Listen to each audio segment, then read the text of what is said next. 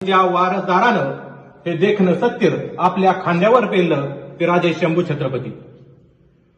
तसेच या देशाच्या रक्षणासाठी अंतर्गत व बाह्यांतर्गत अहोरात्र उभा असलेला जवान व उभ्या जगाचा पोशिंदा असलेला माझा बाप शेतकरी राजा यांच्या चरणी मी प्रथमतः नतमस्तक होतो.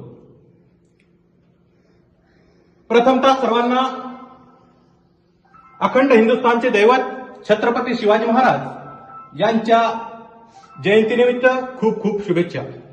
मित्रांनो, छत्रपती शिवाजी महाराजांचा जन्म 19 फेब्रुवारी 1630 किल्ले शिवनेरीवर झाला.